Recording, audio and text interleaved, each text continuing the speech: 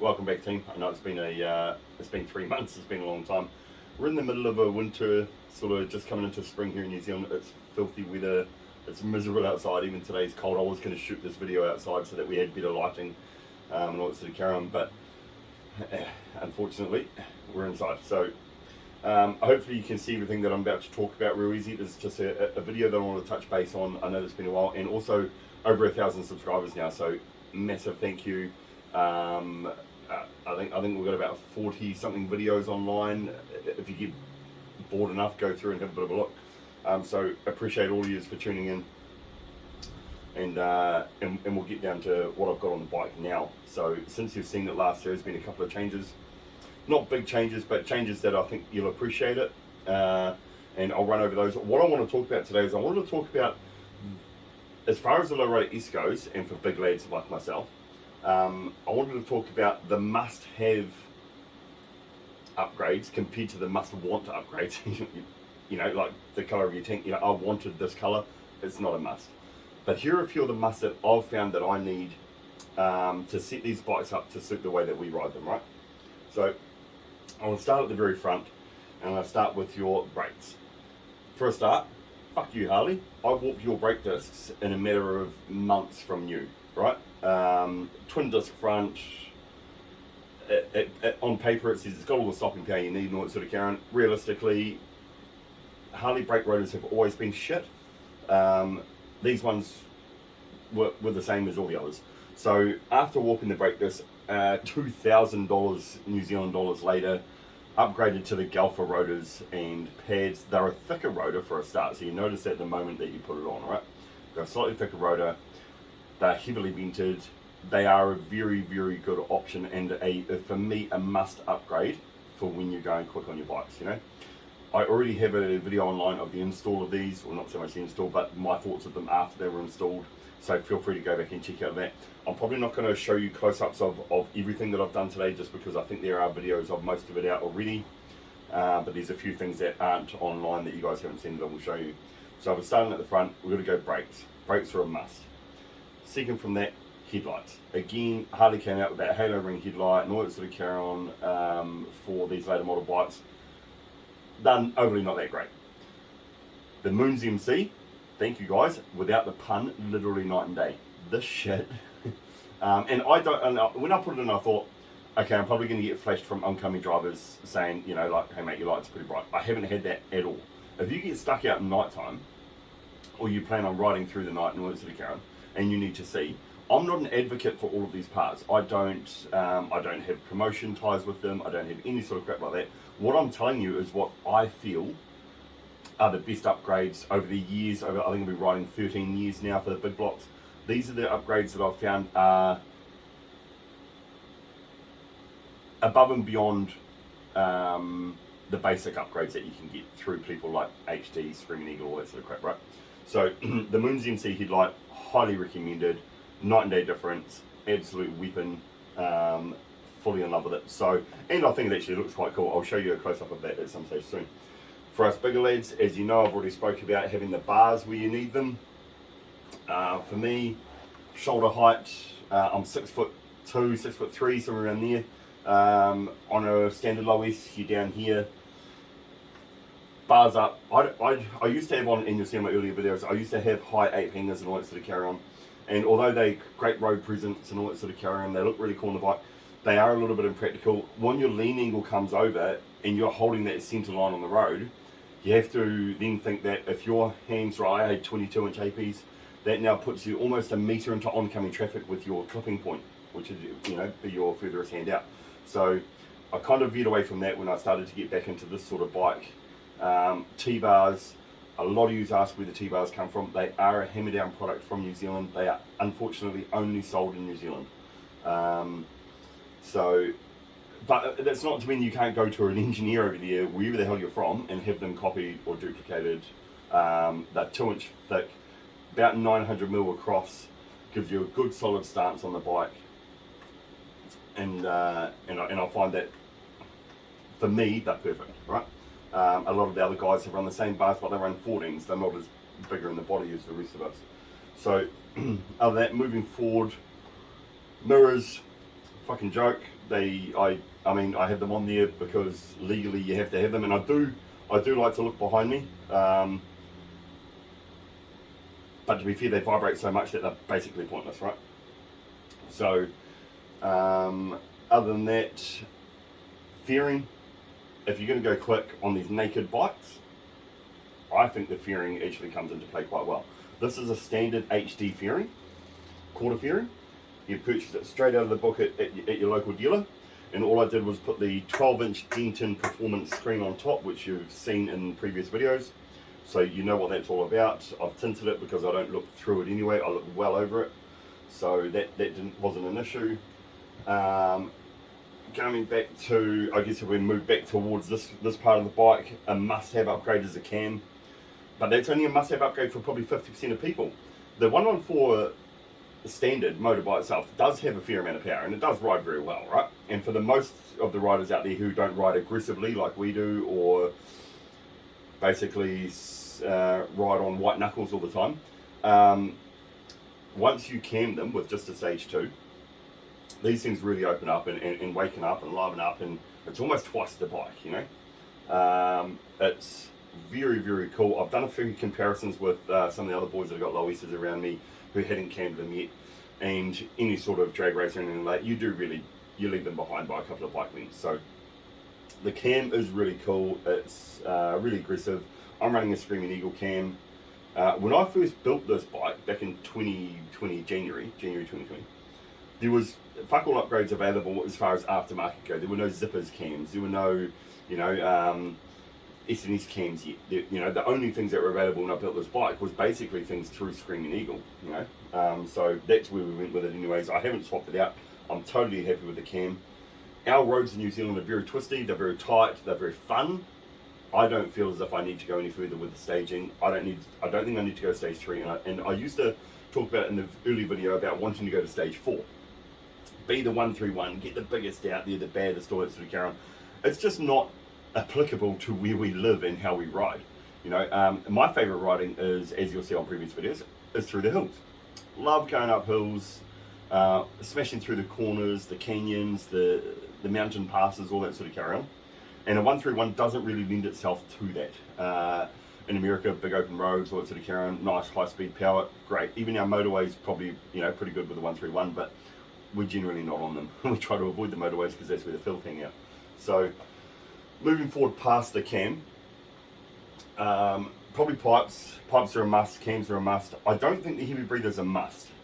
I put this on, Battle of the Baggers, they run the exact same air filter and intake setup, but again, they're also high horsepower 131 sort of situations. So I don't think the big one is needed, but more air, more fuel, more power, right? So that's where we landed with it when we first built it. I am actually and have ordered a slightly smaller version of it, and so that will be coming through soon. Everything's on back order. Thank you, China. Back to pricks. And moving forward past that, go to the pipes. Pipes are a must. A, for performance. B, for sound. You know, loud pipes, add lives, all that sort of carry on. But they have, to me, so much for it, and the look of the bike. You know, the sound of the bike, the performance of the bike, and just being able to, so many different options for that individuality for customizing your bike to where you want it to be. For me, the pipes are a must. Moving from the pipes, going back to, and you'll see me looking, I've got a notepad up there because my memory is fucked. So moving back from the pipes, we'll go to the seat. So as you've seen on other videos, I'll keep my fat ass off this one.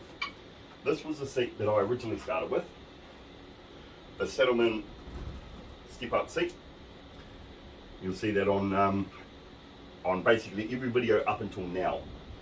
Now, part of the 3 months off that I've had was due to a back injury, and so I thought, well, there is options out now there through Saddleman who San Diego Customs get their seats out of, and they've added a lumbar support backrest.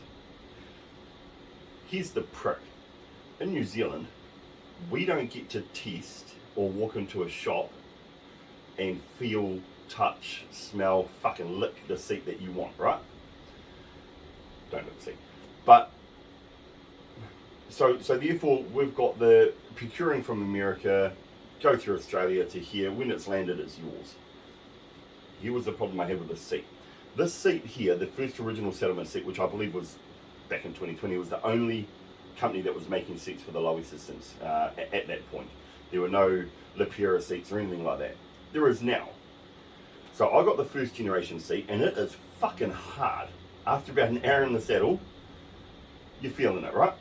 So for two reasons for upgrading to the new seat. One was because I know they're a lot softer now.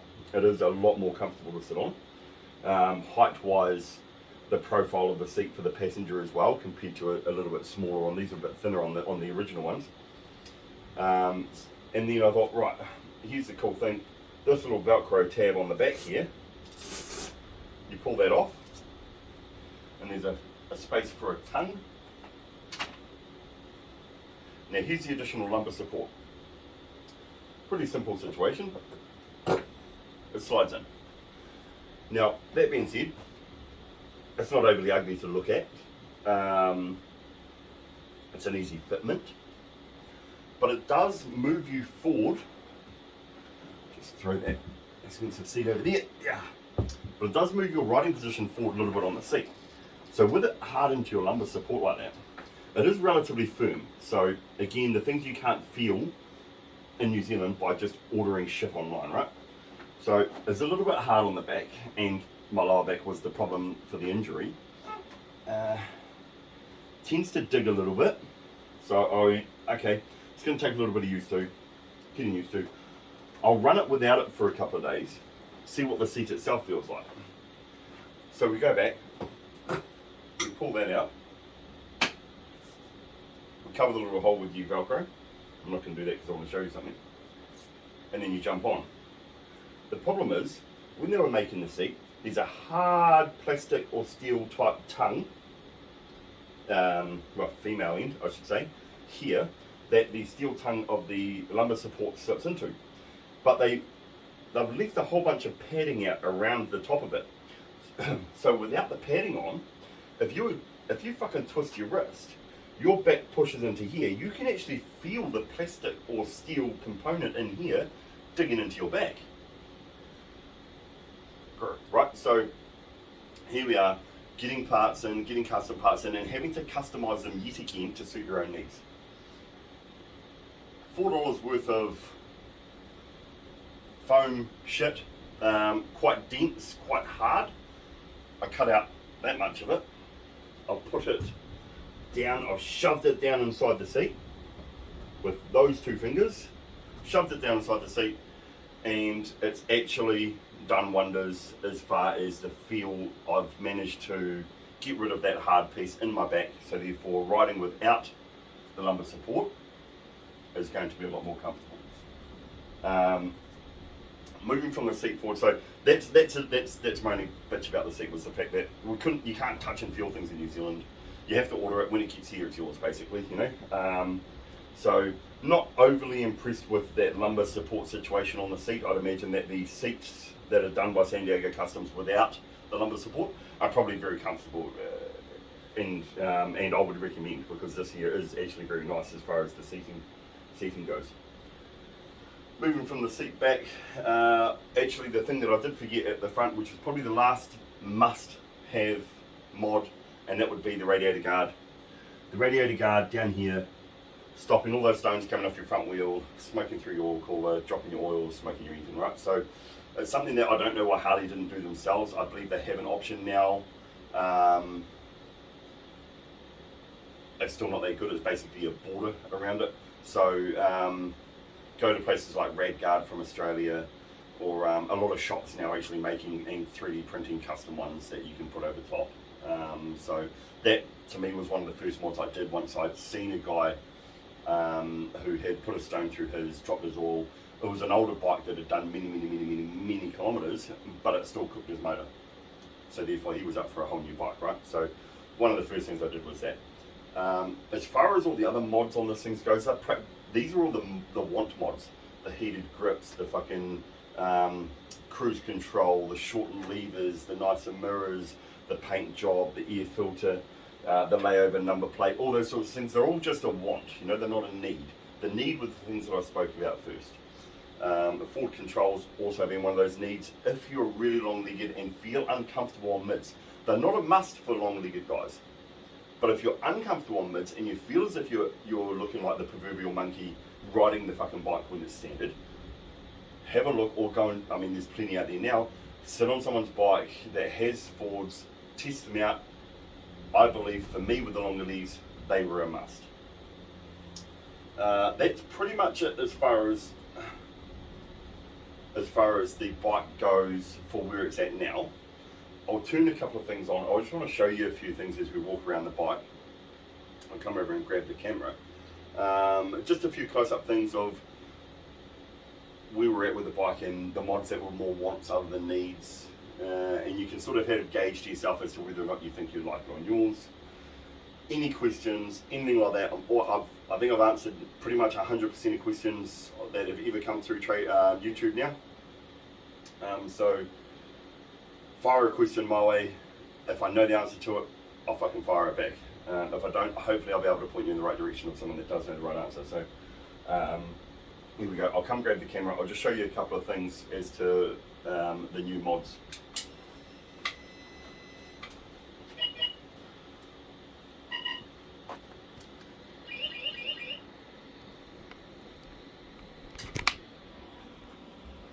Alright, Moon's MC headlight.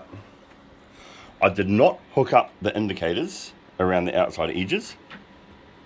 For me, I just think that's stupid, but I've got hog light indicators now. So you'll see those under these bug-filled covered bars.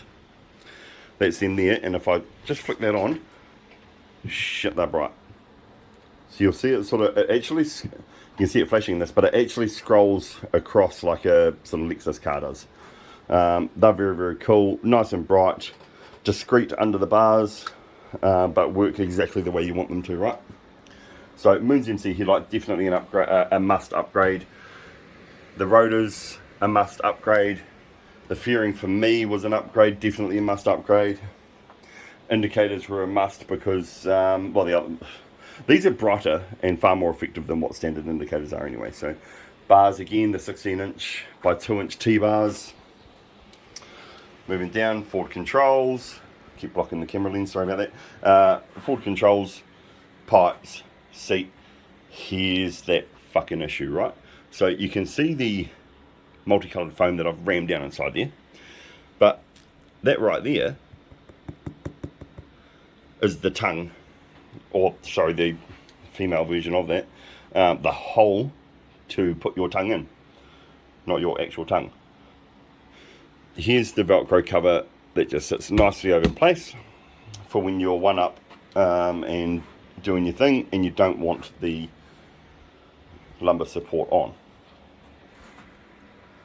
Other than that, the other things I'd probably like to show you is, obviously I have a custom number plate, FXLRS, which is, I was lucky to get because it wasn't actually taken in New Zealand yet. We pay about $1,000 in New Zealand to have personalised plates, just standard like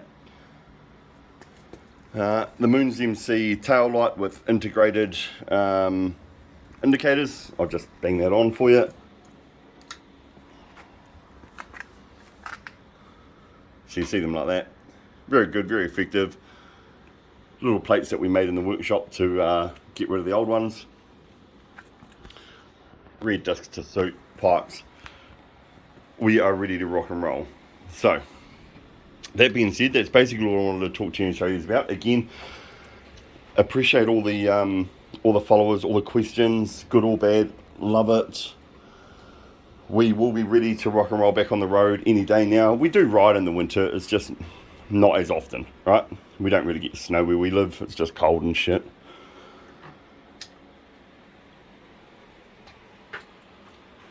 So that being said, hit me up. Do you want to see more of the bike and the information on the bike? Do you want to see more of the riding videos? You know, like my favorite thing to do as far as YouTube is concerned is put the cameras on and go smash some corners.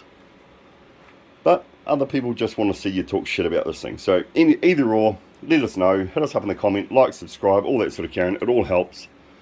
Until next time, team, thank you very much.